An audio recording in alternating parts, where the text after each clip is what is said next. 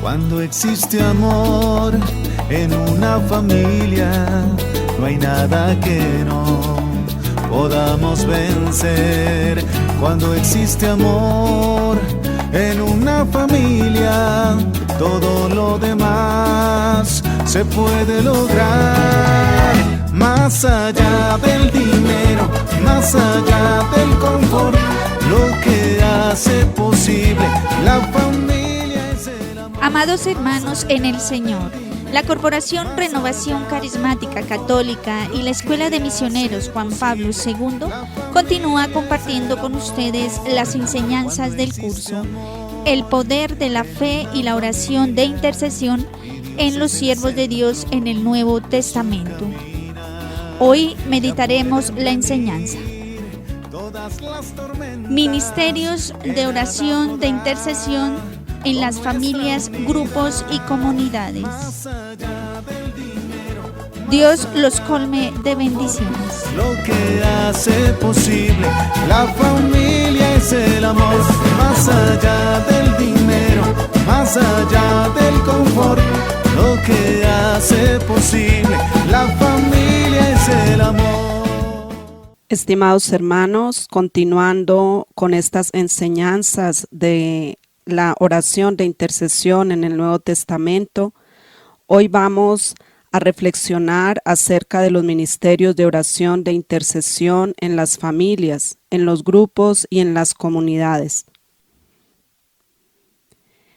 Interceder, recordemos que es hablar en favor de alguien para conseguirle un bien o librarlo de un mal. En este caso, le oramos al Señor para que regale su bendición y sus gracias a alguna persona, a alguna familia, a alguna comunidad o en general al mundo entero. Recordemos que en los Hechos de los Apóstoles, capítulo 16, verso 30 al 31, el Señor nos hace una promesa y vemos la necesidad de orar por las familias y de crear esos grupos y esas comunidades familiares. Ten fe en el Señor Jesús y te salvarás tú y toda tu familia. Recordemos que la doctrina social de la Iglesia define el bien personal de la familia como una comunidad de amor, como santuario de la vida y ambiente de la humanidad. Los ministerios de intercesión en las familias se hacen importantes por esta razón. Es necesario formarlos. Es necesario, ¿por qué? Porque la familia atraviesa una crisis muy seria. Es difícil formar una. Los jóvenes ya no se casan. Hay muchas familias separadas cuyo proyecto de vida común fracasó y los hijos sufren mucho. Así lo manifiesta su santidad Francisco. El conflicto puede aparecer cuando sentimos que nuestros derechos no son respetados, cuando vemos que se nos vulnera nuestro bienestar. De esta manera pone en conflicto la convivencia pacífica. Lo dice la UNICEF, el Fondo de las Naciones Unidas, que es el principal defensor de los derechos de los niños. La forma más común de violencia contra la mujer es la violencia en el hogar o en la familia. Y vemos cómo actualmente hay y se han aumentado los feminicidios. Eso es preocupante, hermanos, y es un signo de alarma también, en el cual nosotros debemos vernos involucrados. ¿Por qué de esa situación de violencia a la mujer? Los integrantes de una familia reaccionamos de diferente forma frente a las dificultades. Algunos nos pueden dar ganas de gritar, a otros de hablar. También podemos hacer como no pasa nada o evitar hablar de lo que sucede, que es la indiferencia. Otras veces quizá hay sentimientos de querer huir y no saber de nada o de nadie. Cuando no se resuelven las dificultades familiares, hermanos, se puede ocasionar un ambiente de tensión, de enojo o violencia, que afecta el estado de ánimo de sus miembros, de los integrantes de un hogar, de una familia. Esto puede llevar a buscar soluciones que muchas veces pueden exponerlos a diversos riesgos o empeorar el problema. Puede suceder también que frente a las dificultades familiares a veces no sepamos qué hacer y esto nos cause mucho enojo, frustración o impotencia. También llegamos a sentir que no podemos cambiar a los demás, que no nos escuchan. Y esto es así, hermanos, porque a fin de cuentas el único capaz de transformar el corazón de una persona es el Señor, poniendo también nuestra voluntad. Hay como 7 soluciones que en algunas enseñanzas se ha reflexionado acerca de lo que Jesucristo nos propone para superar las dificultades o conflictos que surgen al interior de una pareja o de una familia. Recordemos que Dios Padre, que es la fuente de la sabiduría, nos propone como 7 pasos para solucionar nuestros problemas familiares. Primero, la oración. La oración es un paso muy importante, por eso es el primero, hermanos. Si nosotros deseamos que haya conversión en los miembros de nuestra familia, en nuestra pareja, en nuestros hijos, en nuestros seres queridos, pues debemos orar, debemos interceder por ellos, estamos llamados a eso, es una misión que cada uno como miembro de un hogar tiene o tenemos. Debemos orar para que el Señor atraiga a los cónyuges a su hogar en caso que ellos se hayan alejado.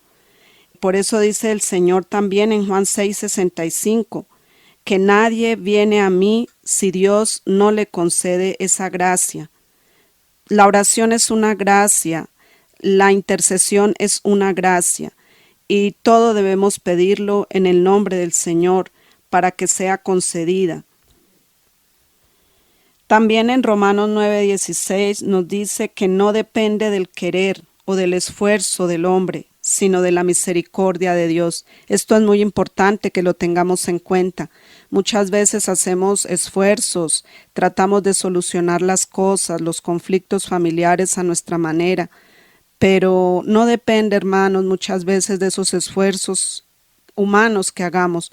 Sí, claro, debemos poner de nuestra parte, pero debemos pedirle la misericordia al Señor, suplicarle que nos ayude en la solución de esos conflictos, de esas dificultades que a diario se van presentando. Hay que orar por la unidad de los esposos, hay que orar por la unidad de los padres hacia los hijos, de los hijos hacia los padres, entre hermanos, porque siempre se suscita en cada una de esas relaciones divisiones internas que muchas veces son difíciles de ir solucionando cuando no ponemos como centro a nuestro Señor Jesucristo. Bien lo dice el Señor en el Evangelio de San Marcos, capítulo 3, verso 25. Y una familia dividida no puede mantenerse. Hermanos, hay que pedirle al Señor esa gracia de orar por nuestras familias, de orar por la unidad, porque el Señor quiere que nosotros vivamos la unidad como familia, como hogar. Sabemos que ahí es uno de los medios donde Satanás aprovecha la familia, porque sabe que si una familia está dividida, pues fácilmente está ganando terreno también para obrar en la sociedad y en el mundo. La familia es el núcleo vital, la célula vital de la sociedad. Por eso es importante que siempre estemos alerta, vigilando, orando para que nuestras familias se mantengan unidas. En el Evangelio de San Mateo, capítulo 12, verso 25, nos dice el Señor que un reino dividido internamente va a la ruina.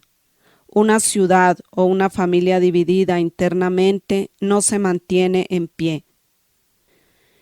¿Y cuál es el querer de Dios, hermanos? En Juan 17:21, Él ora para que la familia, la sociedad y el mundo se mantengan unidos. Te pido que todos ellos estén completamente unidos, que sean una sola cosa en unión con nosotros, oh Padre, así como tú estás en mí y yo en ti. Que estén completamente unidos para que el mundo crea que tú me enviaste. Es el querer de Dios, hermanos, que la familia esté unida. ¿Cómo no va a querer Él que los esposos estemos unidos entre sí, que los hijos, que los hermanos? Claro que hay problemas, claro que hay muchas situaciones que nos llevan a las divisiones, a las discordias, pero de ahí está la importancia y ese primer paso que es orar, orar muchísimo en la familia, orar, interceder para que el Señor nos ayude a mantenernos unidos siempre. El Señor en el Evangelio de San Mateo 21-22 nos dice cómo Él siempre recibe nuestra oración y la importancia de orar por nuestras familias. Todo lo que ustedes al orar pidan con fe, lo recibirán, dice Jesucristo. Y también en el mismo Evangelio, en el capítulo 18, verso 19, os aseguro también que si dos de vosotros se ponen de acuerdo en la tierra para pedir algo, sea lo que fuere, lo conseguirán de mi Padre que está en los cielos. Palabra de Dios, te alabamos, Señor. En una familia y en un hogar, ¿quiénes son o quiénes somos los que estamos llamados a dar testimonio de oración? Nosotros los esposos, nosotros los cónyuges, porque si nuestros hijos no ven el ejemplo, no ven el testimonio, pues ellos ¿qué van a aprender? Si saben que nosotros los padres somos el reflejo y para ellos somos el modelo a seguir. De ahí la importancia, hermanos, que debemos de realmente orar, debemos orar como esposos, orar como pareja y orar en familia. Eso es vital, vital para que podamos salir adelante y para que la familia se mantenga unida. Ya hemos escuchado que la oración y la fe son la llave de oro para abrir la puerta del trono de la misericordia de Dios, para pedir y recibir todas sus gracias. Y eso es así, hermanos. Dios siempre abre la puerta del trono de su misericordia, de su corazón, cuando nosotros oramos. Él está atento, como lo dice el Salmo, a nuestras súplicas. Sus oídos están atentos. Él está cerca de los que lo invocan y de los que lo invocan sinceramente. La oración es el arma más poderosa que existe en el universo. El mundo se salvará por la oración, lo decía el Papa Pablo VI. La oración constituye una de las armas espirituales más poderosas con que contamos los cristianos. En Efesios 6, 10 al 20 nos dice San Pablo: y ahora, hermanos, busquen su fuerza en el Señor, en su poder irresistible. Protéjanse con toda la armadura que Dios les ha dado para que puedan estar firmes contra los engaños del diablo. Porque no estamos luchando contra poderes humanos, sino contra malignas fuerzas espirituales del cielo, las cuales tienen mando, autoridad y dominio sobre el mundo de tinieblas que nos rodea. Por eso, tomen toda la armadura que Dios les ha dado para que puedan resistir en el día malo y después de haberse preparado bien, mantenerse firmes. Así que manténganse firmes, revestidos de la verdad y protegidos por la rectitud. Estén siempre listos para salir a anunciar el mensaje de la paz. Sobre todo, que su fe sea el escudo que los libre de las flechas encendidas del maligno, que la salvación sea el casco que proteja su cabeza, y que la palabra de Dios sea la espada que les da el Espíritu Santo. No dejen ustedes de orar, rueguen y pidan a Dios siempre, guiados por el Espíritu. Manténganse alerta, sin desanimarse, y oren por todo el pueblo santo. Palabra de Dios, te alabamos, Señor. El cristiano que no ora suficientemente es un cristiano que será presa fácil del diablo y las tentaciones serán consumadas. En Mateo 26:41, el Señor nos invita a que nos mantengamos despiertos, a que oremos para que no caigamos en tentación, pues muchas veces hay la voluntad, pero somos débiles, somos humanos y frágiles, y sin la gracia del Señor difícilmente podremos vencer esas tentaciones. La segunda solución que Jesucristo nos propone para superar las dificultades y los conflictos en la familia es el perdón. Sabemos, hermanos, que el perdón mantiene el amor y la unidad de la familia. Todos los días nos estamos causando heridas y nos estamos quizá ofendiendo entre familia. En Mateo 6:14, Jesucristo nos invita al perdón. El perdón sabemos que es la manifestación del amor, de ese primer mandamiento que todos estamos llamados a cumplir. Dice la palabra del Señor: porque si ustedes perdonan a otros el mal que les han hecho, su Padre que está en el cielo los perdonará también a ustedes. Pero si no perdonan a otros, tampoco su Padre les perdonará a ustedes sus pecados. Y en el mismo Evangelio de San Mateo, en el capítulo 18, verso 21, el Señor le hace una indicación a Pedro.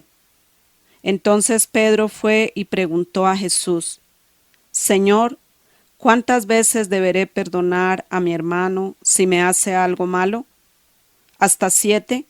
Jesús le contestó: no te digo hasta 7 veces, sino hasta 70 veces 7. Sabemos que ese 70 veces 7 es siempre, hermanos. Y en la familia siempre hay ofensas, hay disgustos, hay enojos, y siempre estamos llamados a perdonar.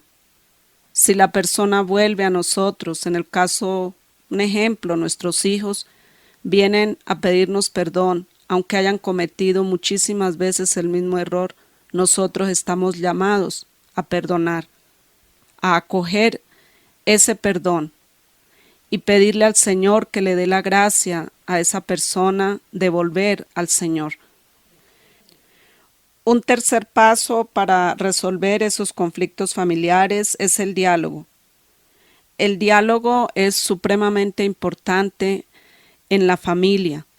Cuando nosotros logramos llegar al corazón de esa persona que está a nuestro lado, en el caso de nuestro esposo, nuestra esposa, o en el caso de nuestros hijos, lo podemos hacer única y exclusivamente a través de esta herramienta que Dios nos da, es el diálogo, el saber escuchar, el saber discernir qué le está pasando a esa persona, por qué su comportamiento, que quizá está ocasionando algún problema, alguna dificultad, algún conflicto en la familia. Y hay que dialogar para hacerle ver, hacerle reconocer su falta, su dificultad. En Mateo capítulo 18, verso 15, el Señor nos invita: si tu hermano te hace algo malo, habla con él a solas y hazle reconocer su falta. Si te hace caso, ya has ganado a tu hermano.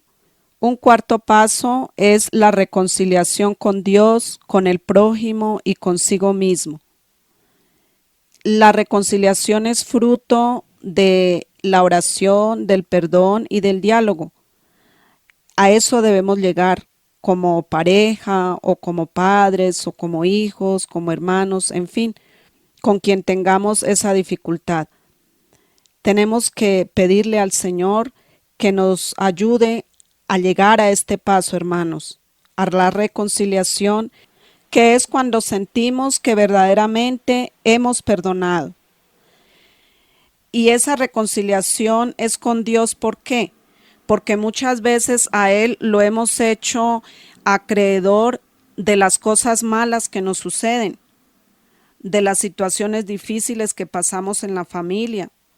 Quizá a veces lo hacemos responsable de que por qué me dio a ese esposo, por qué me dio a ese hijo, que por qué esa persona es así o de determinada manera.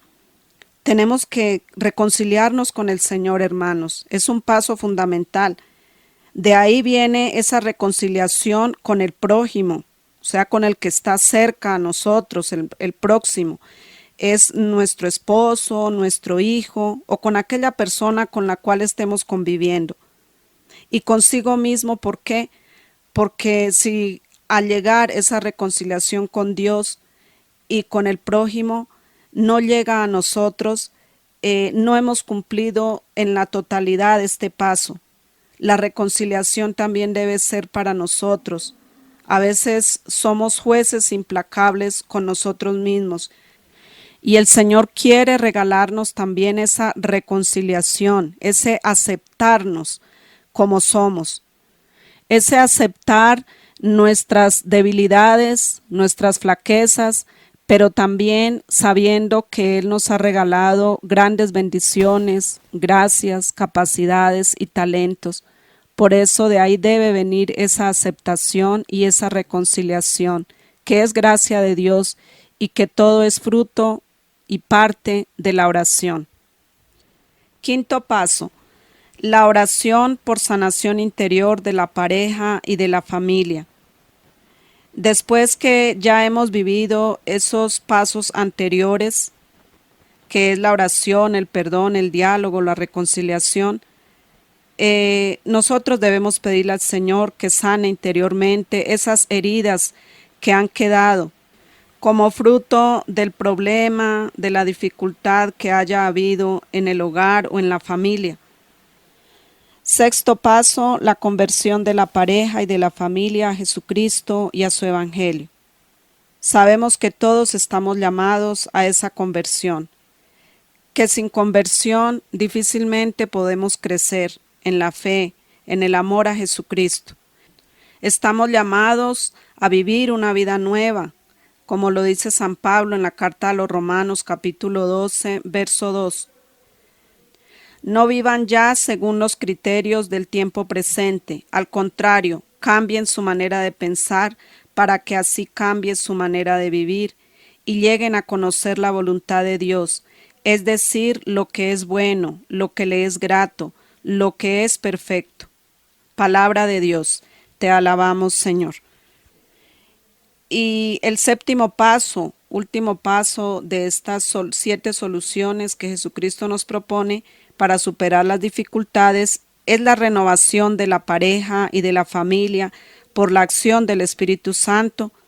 Bien sabemos que el Espíritu Santo es el amor del Padre y del Hijo, y que el amor en la familia, en el hogar, lo recibimos de Dios, lo recibimos de Él.